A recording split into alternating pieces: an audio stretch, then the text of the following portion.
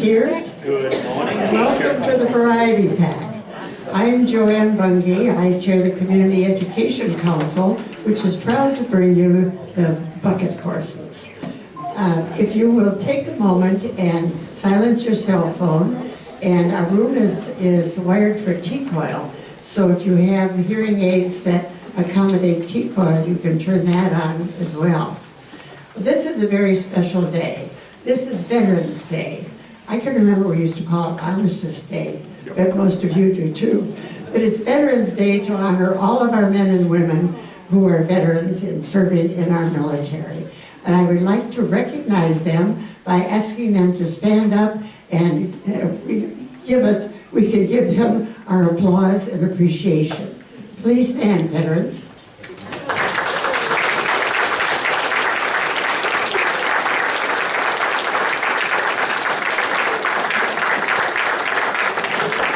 Thank you for your service. And they all have the red, white, and blue tags on them this morning, so if you see them during break, remember to give them your personal gratitude for their service.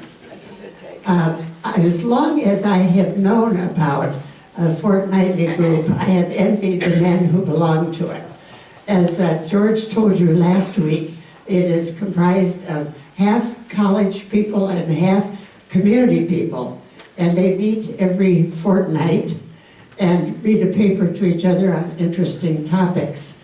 Our planning committee is very clever, and we wanted to get in on the fortnightly papers, so we decided to have a variety pack, the fortnightly group. And so we have 4 of them who are going to be giving an illustration of their papers. It'll be a little bit different than what they presented fortnightly, but they will be telling us about various topics that they have presented. And we are really happy to have Bill Menner be the first one who is here. Now, Bill Menner is the State Director of the USDA Rural Development. I can tell you something else that he really does a good job of, and that is giving historical tours of downtown Grinnell. I had the opportunity to be a part of his tour a few years ago, and if you ever get a chance to go on one, don't pass it up. They are really excellent. And now I'm so happy to present Bill Menner, and he'll tell you things about Herbert Hoover you never knew before. Bill Menner.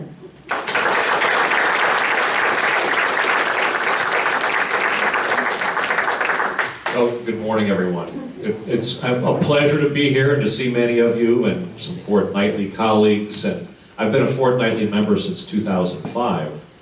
And it forces you to think about what's your next paper going to be. I have to do one in February, and I honestly have no clue.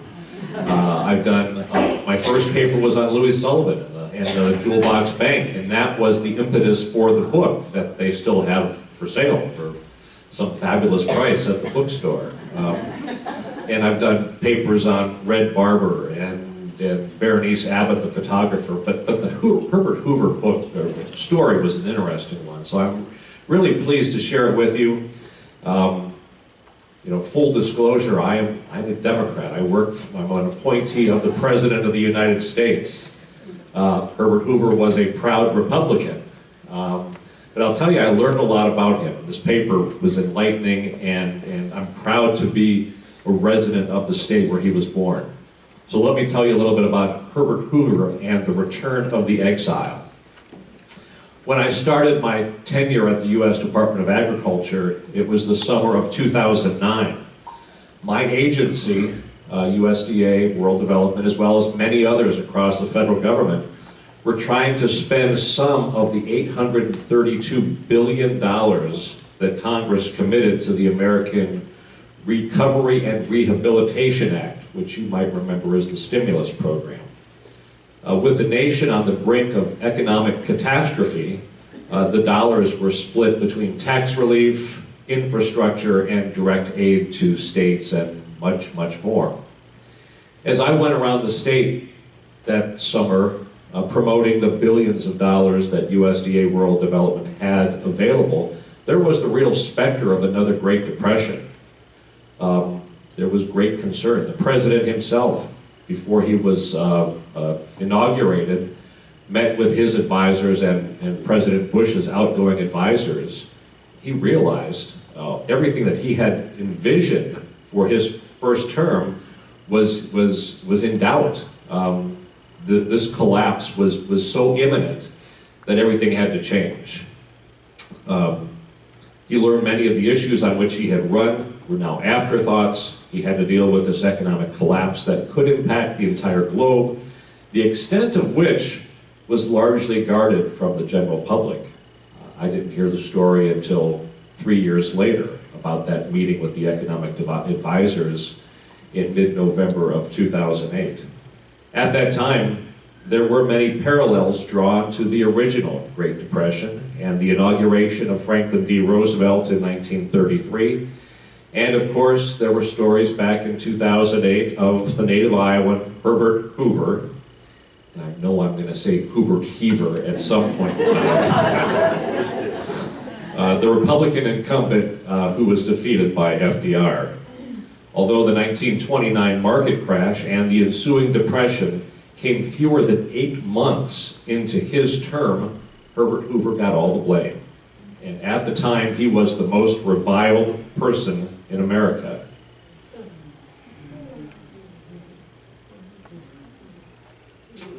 Urban collections of shanties inhabited by the homeless and the unemployed were called Hoovervilles.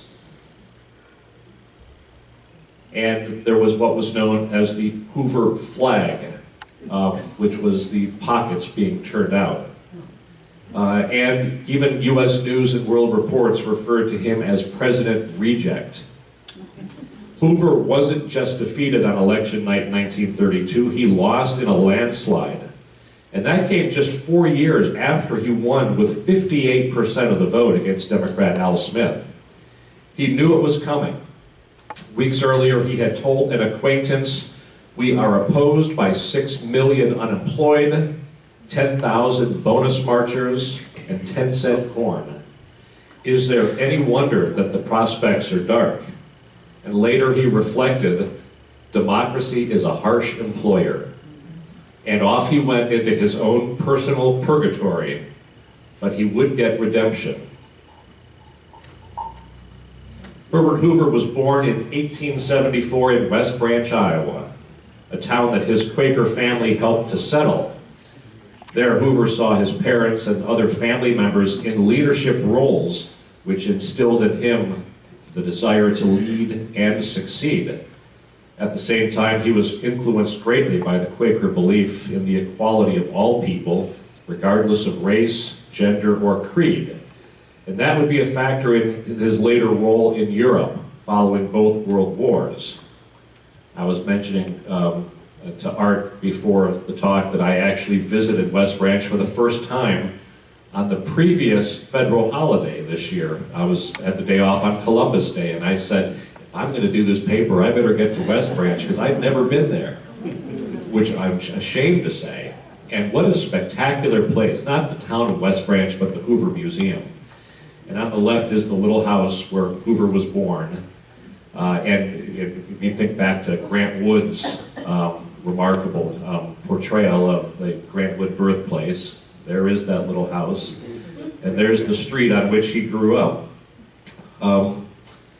Despite losing both parents, well, I should say that Hoover's childhood was not idyllic.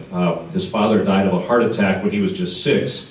And his mother died of typhoid just 4 years later.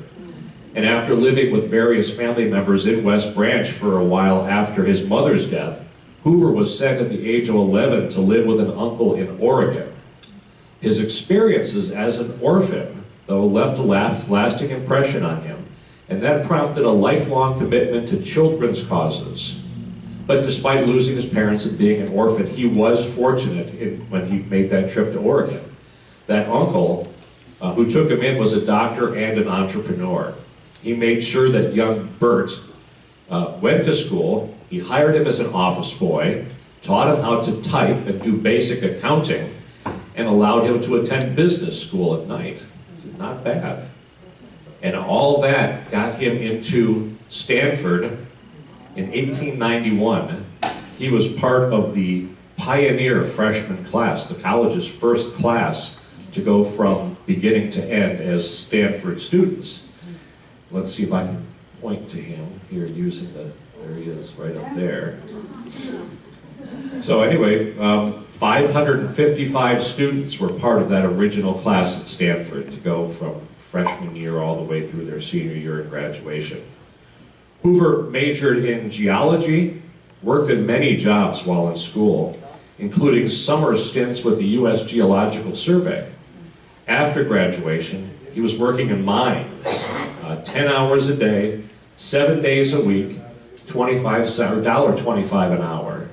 But that work gave him keen insights into mining, and it propelled him into an increasingly important position and then positions with mining companies, first in New Mexico. This picture is of him in Australia, and then finally in China, where he spent a number of years. There, he was hired as a mining engineer consultant to the Chinese government. And for the next 2 decades, he led an adventurous life on several continents, forging an international reputation for developing mines and managing other industrial projects. From 1908 to 1914, he operated his own international consulting business as a doctor of sick mines. By the age of 40, he was a multi-millionaire. In August of 1914, he was living in London. The Germans had invaded Belgium, and in those first tumultuous weeks of World War I, tens of thousands of American travelers who were in Europe rushed for the comparative safety of London, and they hoped safe passage home. Once they got to London, those Americans found themselves unable to get cash or lodging, let alone purchase tickets for ships that were, for the most part, no longer crossing the Atlantic. Responding to travelers' panic and a lack of necessities, Hoover and other American residents of London organized an emergency relief effort that provided food, temporary shelter, and financial assistance to their stranded fellow countrymen. Eventually, the passenger ships resumed their sailings, and more than 100,000 weary travelers headed back to the U.S. Hoover's efficient leadership during the crisis earned him the gratitude of the American ambassador to Great Britain, Walter Hines Page. Page noted Hoover's organizational skills and soon called on him again to lead a much larger and more impactful campaign. Hoover, though, was ready to head back to America. He and his wife Lou had tickets on the Lusitania 7 months before it was going to be sunk by a U-boat. But Ambassador Page called him, as well as Belgian leaders, and asked him to lead a campaign to avert widespread starvation in German-occupied Belgium. And Hoover's Quaker sensibilities prevailed. In the summer of 1914, giant European armies were bogged down in the trenches, and famine threatened Belgium, which was a small, now beleaguered nation of 7 million people, largely dependent on imports for 3/4 of their food. On one side, the German Army of Occupation refused to take responsibility for feeding the civilian population. Let Belgium import food as it had done before the war, said the Germans. On the other side stood the tightening British naval blockade of Belgian ports. Let the Germans, as the occupiers of Belgium, feed the people, said the British. Besides, they argued, how could one be sure that the Germans would not seize imported food for themselves? By early autumn, food supplies inside Belgium were dangerously low. Belgian emissaries pleaded for the Allies to permit food to filter through the naval blockade. And finally, on October 22nd, 1914, after weeks of negotiation, Herbert Hoover established a neutral organization under diplomatic protection to procure and distribute food to the Belgian people. Great Britain agreed to let the food pass unmolested through its naval blockade, and Germany in turn promised not to requisition this food, which was destined for helpless non-combatants.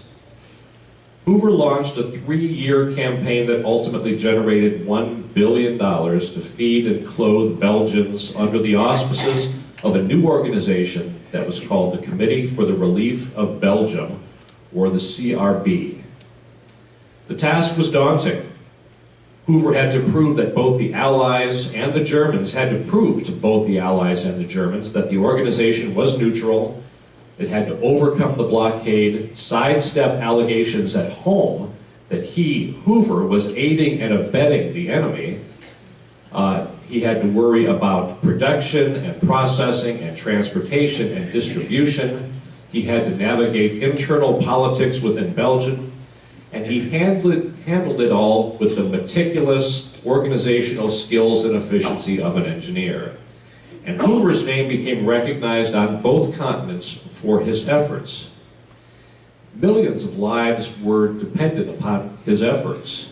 And his picture soon wound up displayed in Belgian homes.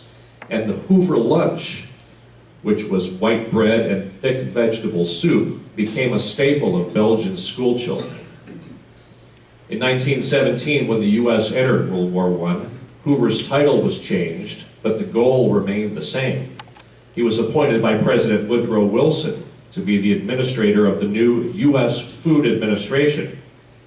It was Hoover's job to prevent starvation across the European continent.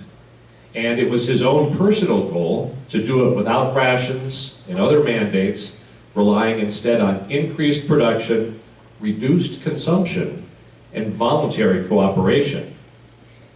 As was the case with the CRB in Belgium, Hoover again had an array of wide-ranging issues to confront. German U-boats that threatened commodity ships, grain prices, threats of inflation and profiteering, and much more.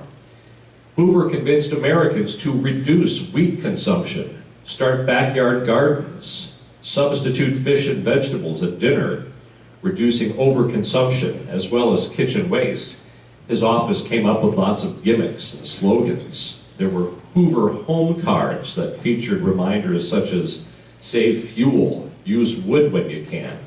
And there were posters that warned against waste.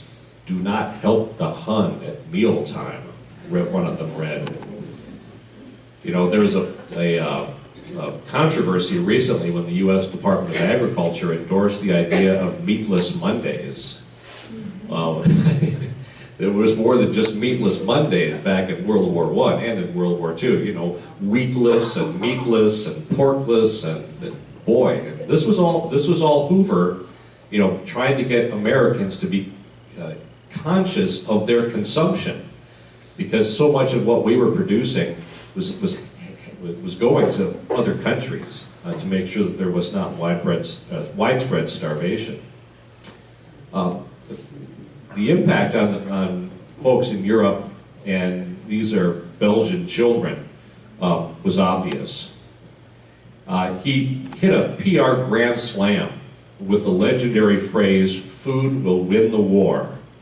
In all, the administration talked its way into $19 million in World War I dollars in free advertising, along with the free display of its pamphlets and posters in places from libraries to schools to small businesses.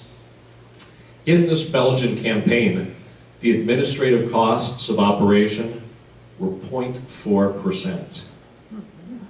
At the U.S. Food Administration, he saved Europe for the tidy sum over 3 years of $8 million, doubling U.S. food shipments to Europe and averting a humanitarian crisis without rationing, interruption of traditional economic freedoms, or creating immense bureaucratic outlays.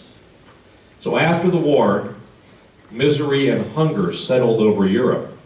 Hoover organized the American Relief Association to help feed 21 different countries, from the Atlantic to the Ural Mountains. That did include Germany. And Hoover also created the European Children's Fund, which later became CARE. In 1919, the Bolsheviks came, asking for help to avert a famine there. And at that time, 15 million Russians faced typhus, cholera, and dysentery. And while he had no warmth for either side in the Russian Revolution, Hoover persuaded President Harding and the majority Republicans in Congress to approve $20 million for Russian relief. Excuse me. At a meeting in Paris, he was given a grim prediction by French Premier Georges Clemenceau, quote, "There will be another world war in your time, and you will be needed back in Europe." So, Hoover had become a prominent figure in American politics.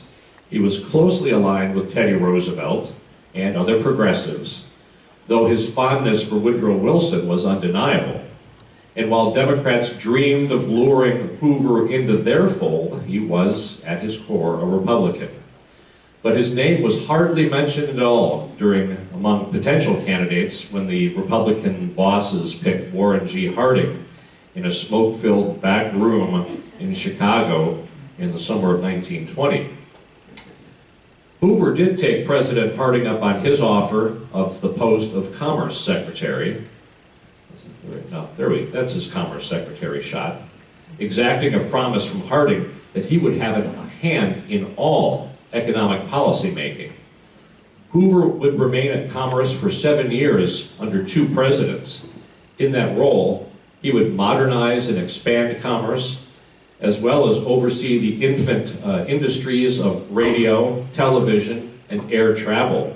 In fact, the first airfield in Washington was named for Hoover, and then it was under Franklin Roosevelt that the name was changed to National Airport. And I was reminded last week that it's now called Reagan Airport, but it was originally Hoover Field. So that process, you know, it is political. All politics is local. Under both Harding, who died of a heart attack in the summer of 1923, and Calvin Coolidge, who succeeded Harding but opted not to run for president in 1928, Hoover had built a strong national reputation. He was seen by many as the best man prepared to move into the White House, and that's just what he did. This is preparations for a campaign event in downtown Cedar Rapids in the summer of 1928. You can see Hoover's picture up at the top of that ear of corn. You can't see the name Hoover at the very top, but they're clearly getting ready for a parade.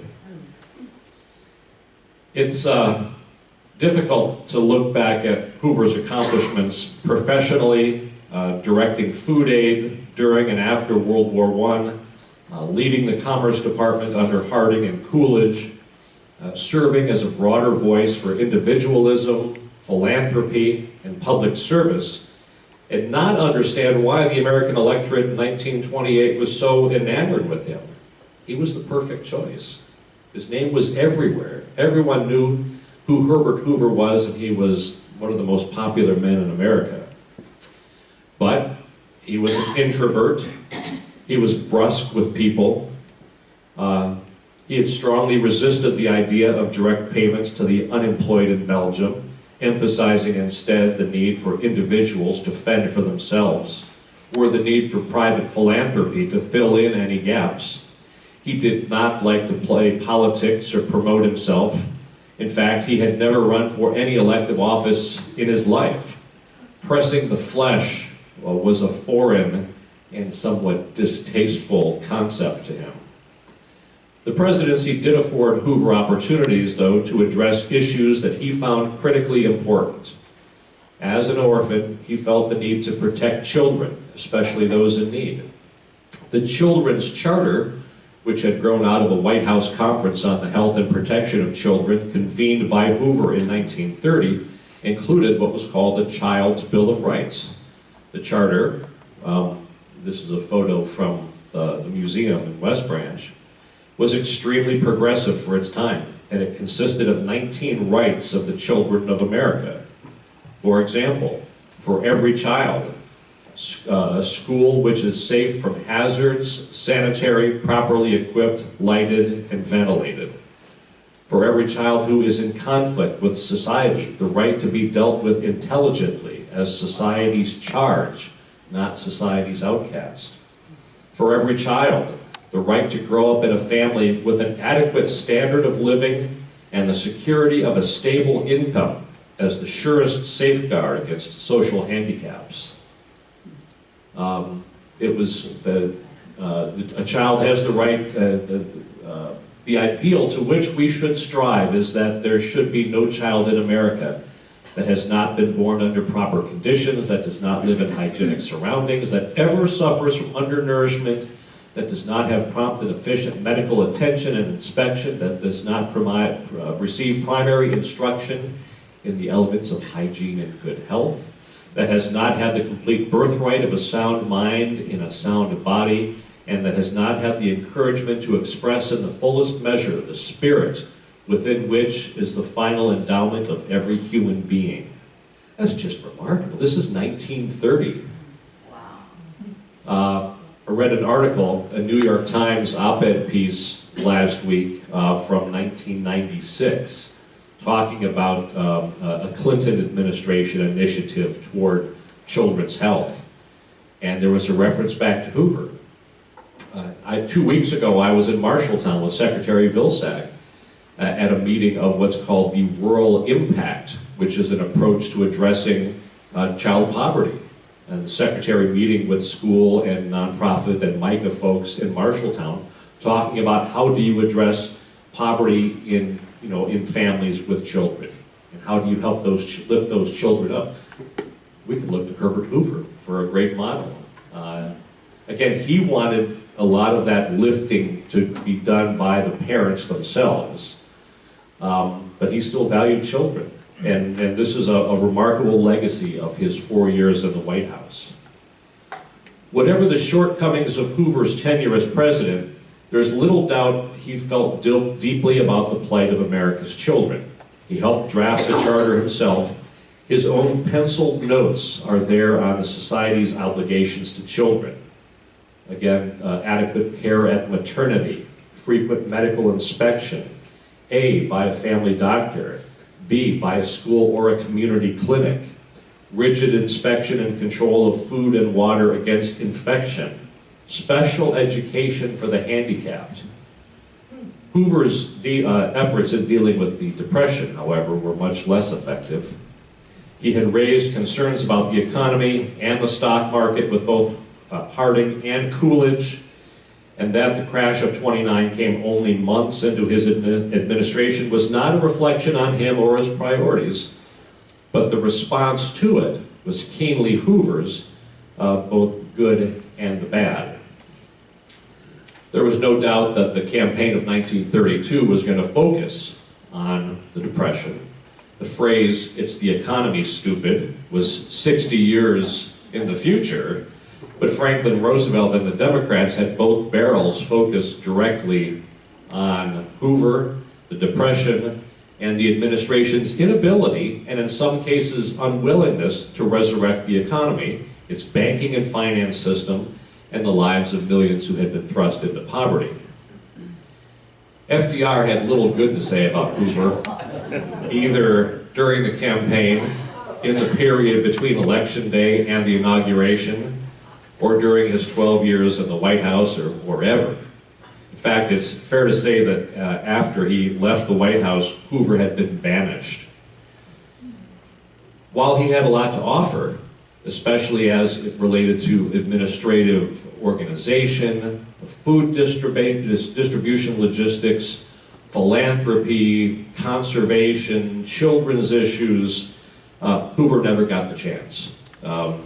You can look at FDR and his New Deal, a concept that Hoover had publicly scorned and continued to write op-ed pieces and speak out against it while the New Deal was being implemented, and recognize FDR's belief that Hoover, if he ever got the chance, would scale back the programs in any and every way possible. And for that reason alone, the New Dealers viewed Hoover with great suspicion even after FDR's death in 1945. So imagine their shock and horror when this note arrived at the former president's suite in New York City. I'll read it for you. It's May 24th, 1945, from the White House. My dear Mr. President, if you should be in Washington, I would be most happy to talk over the European food situation with you. Also, it would be a pleasure to me to become acquainted with you. Most sincerely, Harry Truman. Imagine the shock and horror of those New Dealers and Harry Hopkins and others when Truman said to them, I'm inviting President Hoover to the White House to talk about food relief in the aftermath of World War II. Truman, after all, was a pragmatist. He knew that there was a looming disaster in devastated Europe. Truman also knew that could open the door to an unwanted Soviet incursion. And who better to turn to, especially in the months after FDR's sudden death, than a former inhabitant of the White House? One who had helped to feed millions during and after World War I, and one with whom Truman shared some cultural similarities. They were both Midwesterners.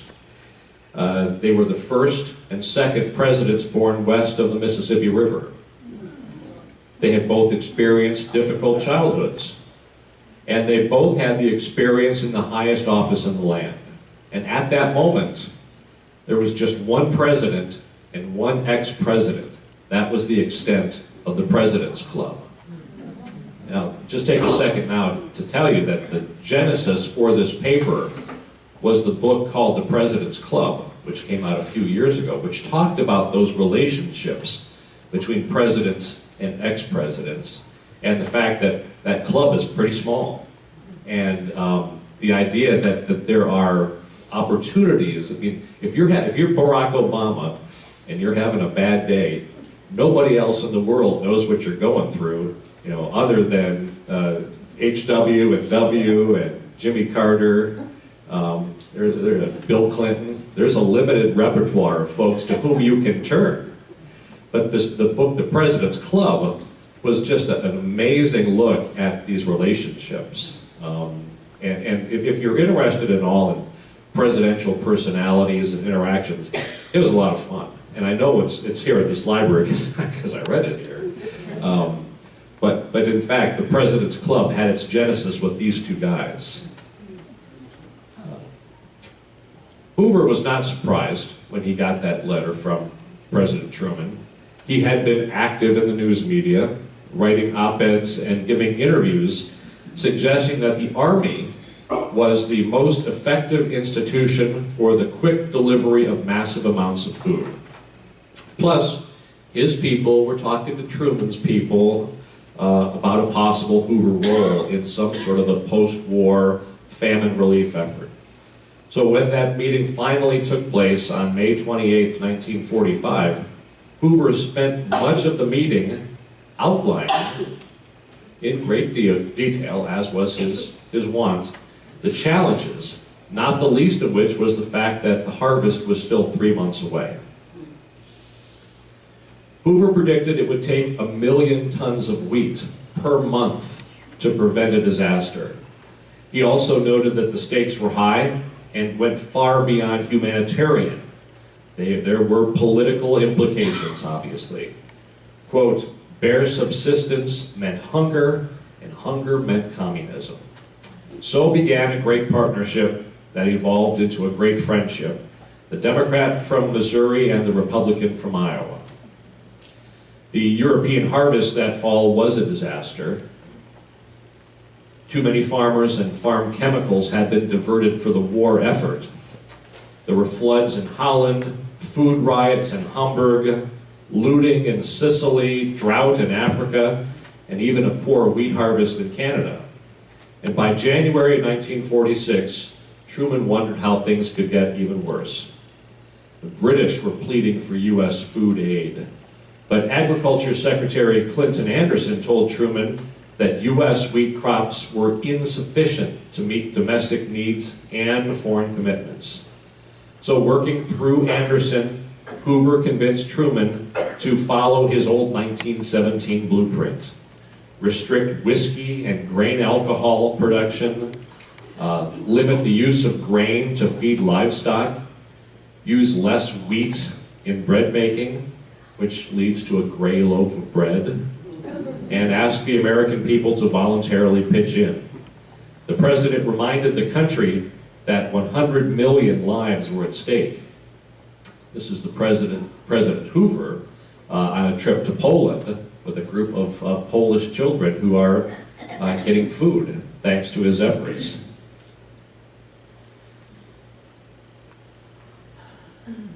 President Hoover rejected the idea of chairing a citizens committee. He wanted total control in the hands of the Secretary of Agriculture, and Truman followed Hoover's plan. Now, Hoover never wanted to share the leadership role. There was no role for him to be a co-chair of anything. It was his way or the highway.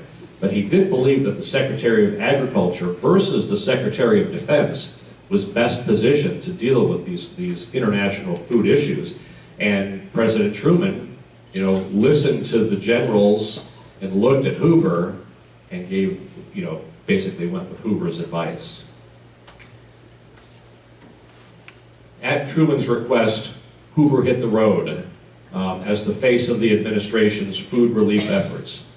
He was 71 and had various commitments at home, educational, scientific.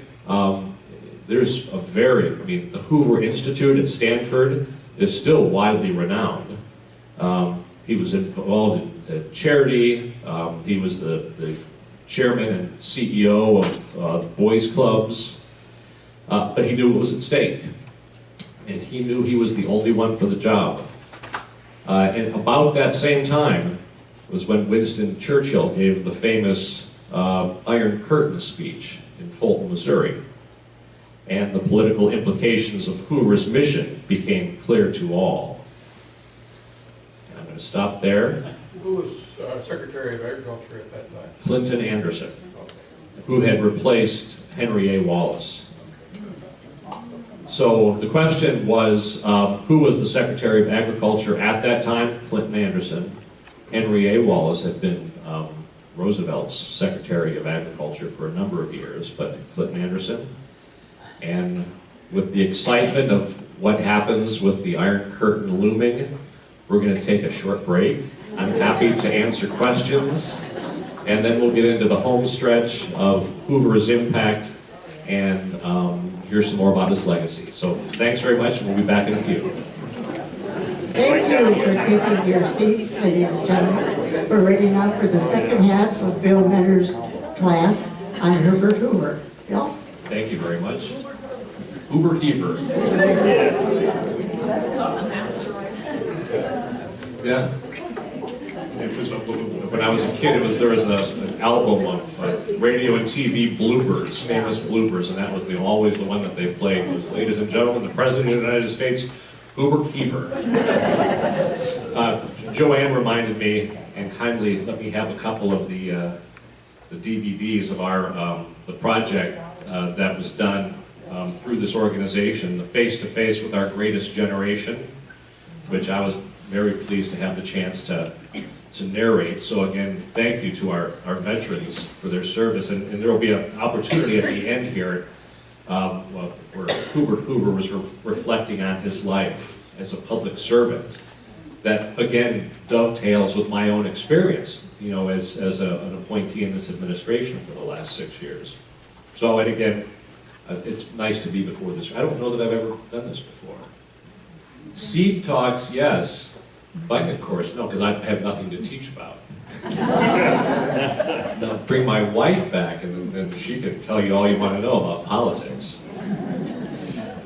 So we were just talking about the fact that in the immediate aftermath of the war, Herbert Hoover was asked by Harry Truman to come in and replicate his post-World War I famine relief efforts, which he did. And in that year, from mid-1946 to early 1947, Hoover, at the age of 71, was traveling thousands and thousands of miles. So this is just a very fuzzy picture of him getting off an Air Force. I mean, a lot of times he was in Air Force jets, with limited pressure regulation, and he was sick, and he fell in a bathtub and broke his hip, and he traveled on. So this work that he was doing for a Democratic president in the aftermath of World War II was really quite remarkable. I mentioned that he was 71, that he was doing all these things for Stanford still. He lived in the Waldorf Astoria in New York City, which was his home. He was, again, philanthropic. He ran the Boys Club. He was involved in children's issues. He had all this stuff to do. Churchill comes to Missouri and talks about the Iron Curtain and, again, the implications. So before leaving on a trip that would last 52 days and take him to 22 countries, Hoover gave a national radio address. And again, remember, this is an ex-president giving a national radio address. 500 million lives are at risk, he told Americans. Could you not imagine one of those helpless women or children as an invisible guest at your table? As was the case 30 years earlier, Hoover was the master facilitator. He found salt to help double the amount of fish in Norway that could be preserved. He used the black market to his advantage and found stored food that would have been missed by others. He convinced a newly ascended Juan Perón, who overcame U.S. opposition in his bid for the presidency, to contribute 1 million tons of grain. And he was a master communicator among the leaders, bureaucrats, NGOs, all of whom he needed their cooperation around the globe. There was also a PR job required here in America. Hoover suggested an unprecedented event, a joint radio address featuring a sitting president and a former president. So with Truman in the White House and Hoover in Cairo, the two presidents explained to the country what was at stake. In the end, Hoover said the American effort was part of the moral and spiritual reconstruction of the world. It was on planes constantly.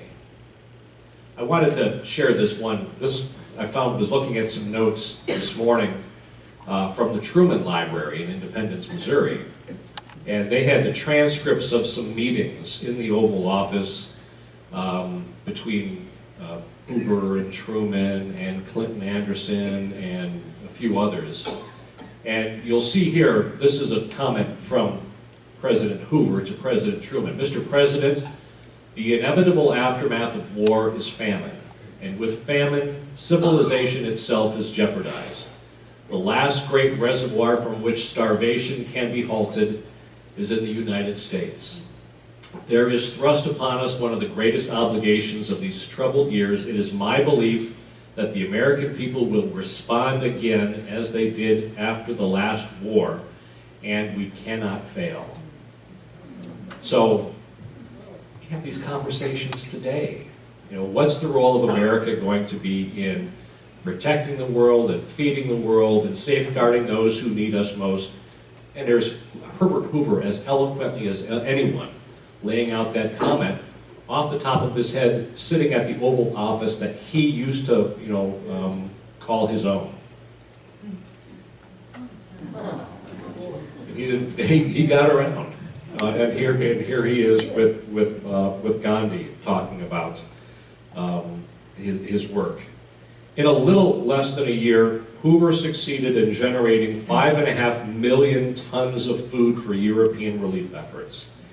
He never imagined, Truman never imagined this sort of bipartisan cooperation was possible, especially with the Democratic Party's longtime punching bag. It was a fruitful relationship, and it would continue to be so. Hoover's next task came at the end of, in early 1947. Here's another letter I'll read to you. Mr. President, this is from the White House to the Waldorf Astoria.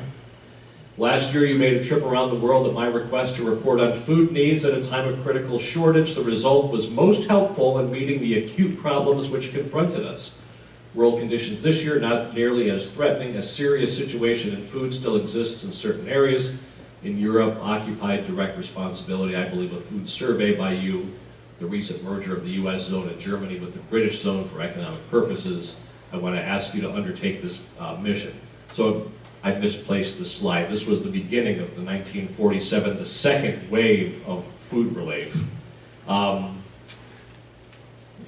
He needed Hoover's help convincing the new Republican majorities in Congress to support a relief package for Germany. Not unlike the role that he played in 1921 with the Russians. Post-war Reconstruction was lagging across Germany, and Hoover conducted a 3-week mission to study its status.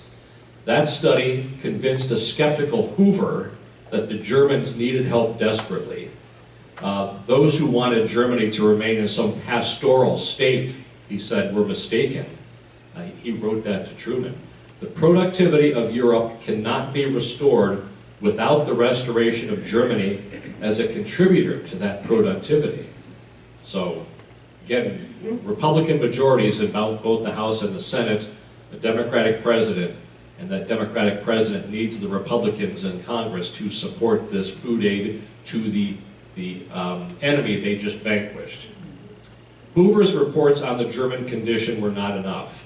A substantial relief package would need a strong advocate to sell it to the GOP Congress. And he was just that strong advocate needed.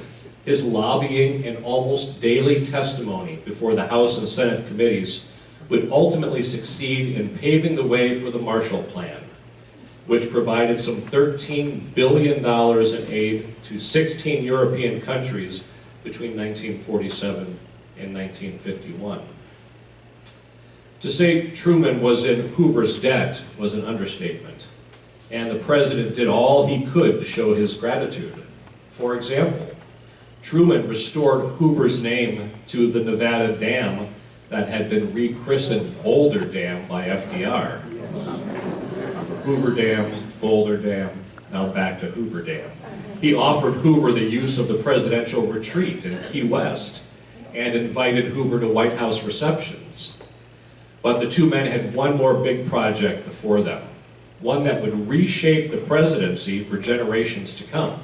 As the 1948 election loomed, they were not sure if the project would feature a president and an ex-president or two ex-presidents. Voters would determine whether Truman would be a one-term chief executive. There was little doubt in 1948 that the scope of the executive branch was limited, both in power and in purse. Truman and White House staff, for example, got paid but received nothing for meals or expenses. Truman supposed his own take-home pay per week was $80, and his family often ate leftovers. It was Hoover who convinced congressional Republicans that the president needed a raise, bumping his pay by 30% and giving him a $50,000 a year tax-free expense account. Still, there's more to presidential power than a pay raise, and a little walking around money. Truman wanted the freedom to reorganize the executive branch, something every president since 1912 had requested and been rejected. Congressional Republicans liked the idea. They saw it as a way to roll back the New Deal once the GOP won back the White House in 1948. So they created a far-ranging commission on the organization of the executive branch, and Hoover was appointed a member, but he refused to serve unless he was named the chairman. And he was. From that moment on, the commission was known as the Hoover Commission. It's interesting to look at presidents over time and their views of the presidency, both while in office and after they've left. They are quite protective of the office, no matter who holds it. Truman had an inkling of that and was happy to have Hoover chairing that commission. Hoover, however, was a conservative Republican. He wanted a smaller, more efficient government that spent its money wisely. he put together a collection of some 25 teams that focused on a goal that government should do less with less. The teams found a dizzying array of inefficiency, ineptitude, and incompetence. For 14 months, they worked to craft a plan that would reshape the presidency into a modern, highly efficient administrative office. And then Truman got reelected. And everyone assumed that the Democrats who reclaimed the Congress would turn their backs on the work of the commission. But Truman would have none of that. In the weeks after the election, the first of the commission's reports began to emerge. They called for significant change, the streamlining or elimination of agencies and departments, 65 of them in all. It also insisted that the president have the power to do that restructuring without congressional permission. The speed with which a Democratic Congress embraced the work of a Republican ex-president was stunning. 70% of the commission's suggestions became law. Presidents would now have enhanced powers, reduced legislative interference, and a cleaner chain of command. It created the CIA, the NSC, the Council of Economic Advisors, the General Service Administration, a unified Department of Defense. Meanwhile, the immediate savings and efficiencies were conservatively in the tens of billions of dollars in 1949 dollars. 15 years later, a future defense secretary credited Hoover with saving billions alone at just the Pentagon. By the time Truman left the White House in 1953, he and Hoover were more than just partners. They were buddies. Hoover was at the dedication of Truman's Presidential Library in Independence, Missouri in 1957. Truman did the same when Hoover's West Branch Library opened in 1962. Let's see if I can get this letter up. This is something I'll read verbatim, but it's one of the most remarkable documents in presidential history. Dear Mr. President, I recently received your book. It's a real contribution to the American people, and I greatly treasure its inscription. Indeed, it goes into the file of my most treasured documents. This is an occasion when I should like to add something more, because yours has been a friendship which has reached deeper into my life than you know. I gave up a successful profession in 1914 to enter public service. I served through the First World War, and after for a total of 18 years. When the attack on Pearl Harbor came, I at once supported the president and offered to serve in any useful capacity. Because of my varied experiences during the First World War, I thought my services might again be useful, but there was no response. My activities in the Second World War were limited to frequent requests from congressional committees. When you came to the White House, within a month, you opened the door to me to the only profession I knew, public service. And you undid some disgraceful action that had taken place in prior years. For all this and your friendship, I'm deeply grateful. In 1951, a Gallup poll found Hoover was one of the 5 most admired men in America, a far cry from his time as president-reject. But there is no doubt that Hoover's willingness until his death, Hoover remained an advisor to White House presidents, or White House residents, first President Eisenhower and then JFK. For years, he had the distinction of the longest tenure as an ex-president, a record now eclipsed by Jimmy Carter. There's no doubt that Hoover's willingness to serve at a time when the president, the country, and frankly the world needed him most, demonstrated a resilience and strength of character that might have never been recognized if his only legacy had been his occupancy of the White House in October 1929. When you walk into the museum in West Branch, there's this what's the word I'm looking for? Tiles on the floor thing. No, not terracotta, mosaic on the floor with the globe, and then this inscription: in 2 wars I served amidst famine, And in the war-shattered aftermath, I directed reconstruction in many nations.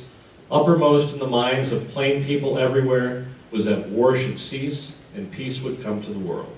So that was on the dedication of his library in 1962. And I did bring a copy of the nice U.S. Park Service, Herbert Hoover. And I brought a copy of the life of Herbert Hoover, the humanitarian years of 1914 to 1917.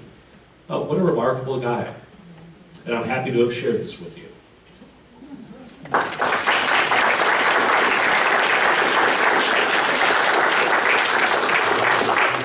So now, I'm happy, not a historian, but there are historians in the room. But I can take questions, and we can have a conversation if you would like, or any comments. I'd be happy to do what I can. Yes? They claim that what happened to Germany after World War I was a great cause of World War II. So I think it's important that Hoover had said Germany had to be included after World War II in food distribution and So the it's question. just a comment. Sure, Tommy's comment was that Hoover's recognition after World War II of the importance of rebuilding Germany, dating back to the decisions made in the aftermath of World War I, which was to punish Germany and to keep them down, which led to Hitler's arrival. Clearly there was a lesson learned there. But I think it's also important to note that there was some humanitarian aid that did come to Germany via Hoover after World War I.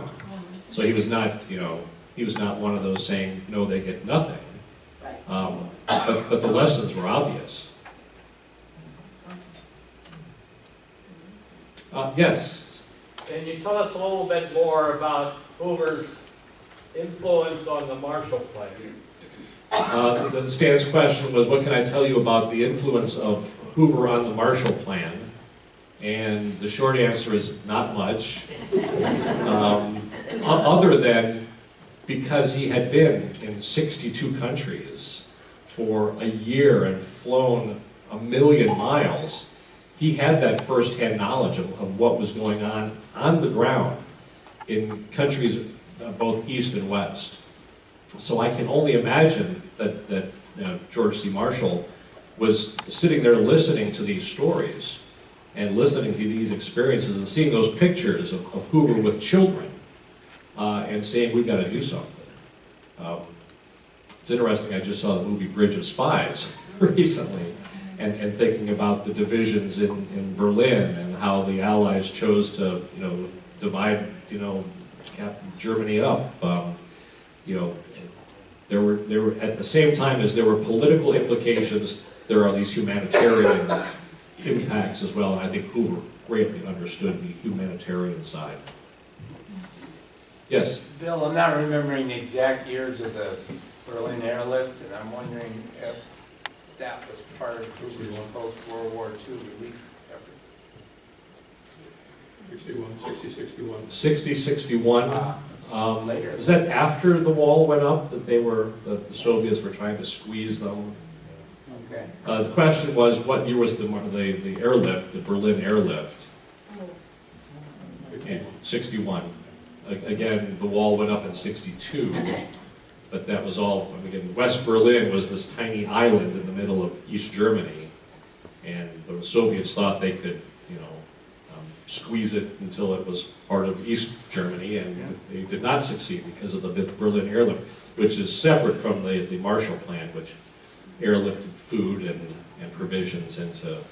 So there had been a highway, and they closed the highway, and that's what they. There had been a highway right into Berlin, and that was closed.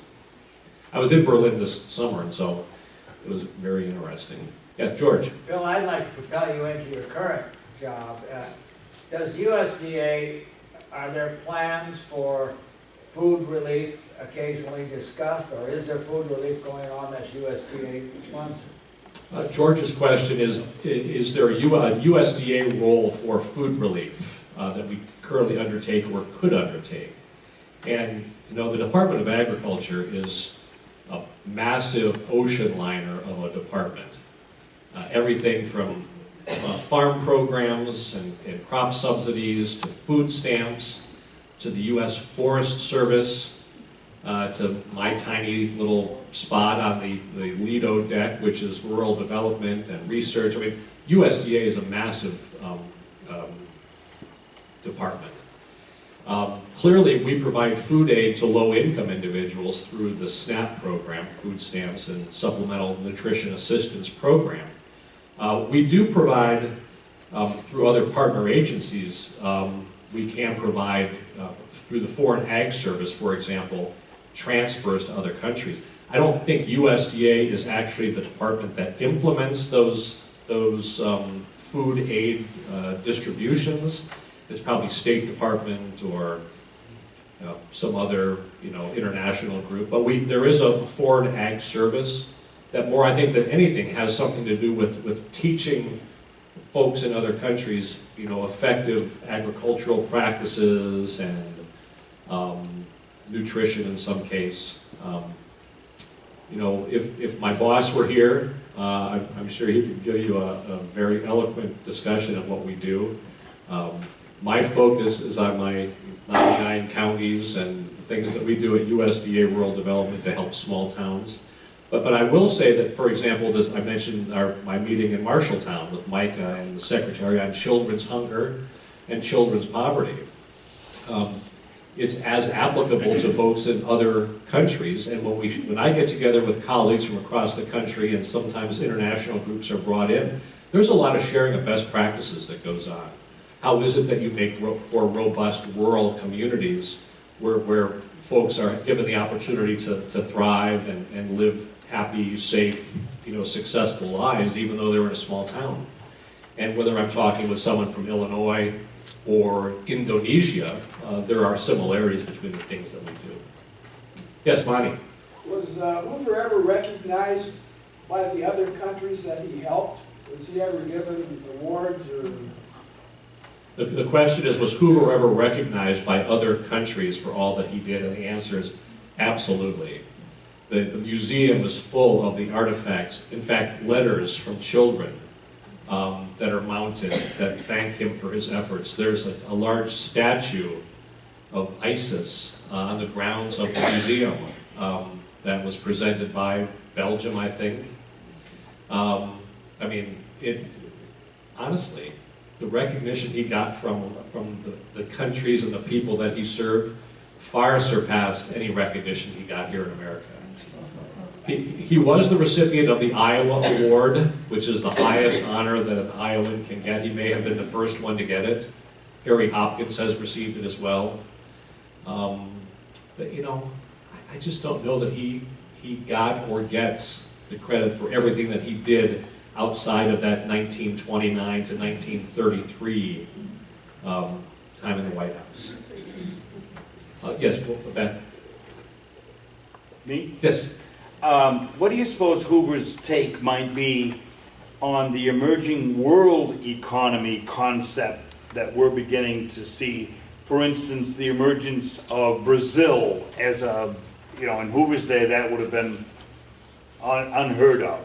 And we have the emergence of Canada as a major world producer. He focused and saw that the United States was the hope of the world agriculturally. And what do you suppose he might do with this kind of situation today, Bill? The question is, what would Hoover think today of globalization and the increase in third world countries to being productive producers? I think he'd be thrilled. I think because at the end of the day, if you think about where his focus was in helping others, self-sufficiency and lifting yourself up by your bootstraps and being able to not take handouts but win handouts was very important. So I think the fact that he sees countries adjusting production, embracing new technologies, doing things so that they can grow their own food or drive their own economies without America having to write a check all the time, I think he would find that very beneficial. It's interesting, it just occurred to me as I was speaking, that was not a whole lot different from what Harry Hopkins thought. I mean, Harry Hopkins wanted to give folks during the Depression work, because he said work, creates self-worth. So in fact, you had Harry Hopkins on the left, Herbert Hoover on the right, and yet they both had a similar approach to how do you help lift people up. Tommy, you had a question? What about his wife and children and what? The question is, what about Herbert's wife and children? Lou was his partner. He met her at Stanford, and she was his life companion. I want to say that she passed away in the 40s. I think he lived his last 20 years as a widower at the Waldorf Astoria. They tell a story in one of the books I read about the fact that in the White House, when the Hoovers wanted to have a private conversation and there were servants or others around, they would speak Chinese to each other. They were narrowly caught up in, George, not the Boer War, the Boxer Rebellion. And in fact, they were in a building that was being shelled, and it was Lou Hoover who was racing around trying to backfill some of the walls that were collapsing, and they got out of China after that point in time. But she was a very powerful, strong woman and influenced a lot of his policies. In nowhere in here do we talk about his role of conservation. He loved fishing. He was the one who first established what became Camp David as a respite. But he was a conservationist too. So, if you were to look at a lot of his legacy and you didn't know his party ID, you'd say, he's a Democrat, isn't he? And that's what the Democrats thought in 1927 too. He had worked as a great partner of Wilson, and was a friend of TR, and of course later a friend of Truman. So you think about the designation of leaders as statesmen, and being able to work both sides of the aisle. What a great example. Yes, George. I have a comment for Tommy. Our grandson, who's a graduate student in Asian history, spent 2 weeks at West Branch this summer in the Lou Hoover archive for his Chinese history studies. He had a lot of contact with China, and there's a lot of documents at West Branch that are relevant to people who are interested in China. George's comment was that there's a whole Lou Hoover wing and archive in West Branch, and her fingerprints. I mean, if you haven't been there in a while, it's worth the trip back. It just so happened that when I was there was a special exhibition on Hoover the humanitarian and a lot of Belgian relief displays and exhibits. And it was, as you can see from some of the pictures I took, it was a beautiful day in October too. Yes, you had a question. The Herbert Hoover Library has established what's called the Uncommon Student Award. I don't know if you're I'm not familiar with that. It's for high school students in Iowa that want to do projects in their own hometowns, whatever, some kind of service projects. And then they award scholarships to the students that come and do their presentations. And that's been going on, I think, since the late 1990s. And it's kind of based on Herbert Hoover's discussion about the uncommon person, how the uncommon person can make a difference in the world. And that's what they try to promote among the high school students. Well, that's there's a scholarship award for students in Iowa named for Herbert Hoover that recognizes uncommon contributions and service to the community. I'll go back to that public service piece. He's a multi-millionaire who was, because of where he was at that moment in time in London in 1914. He could have helped out. He could have written a check. He could have not gotten involved, but it was his West Branch roots, his Iowa, his Quaker faith And he was willing to do more than just write a check. And his impact as a public servant over 2 wars and 50+ years were really quite remarkable. Again, thank you all very much. I hope you enjoy the other fortnightly papers to come.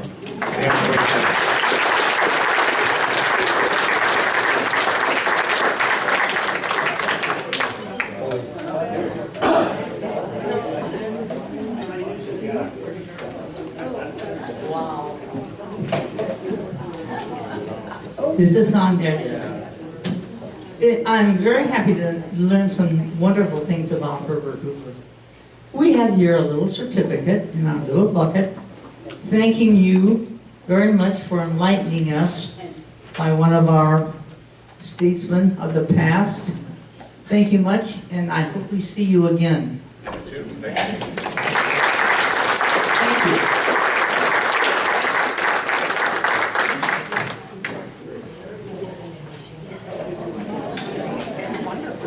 Thank you, Nisha, and thank you so much, Bill. This has been wonderful.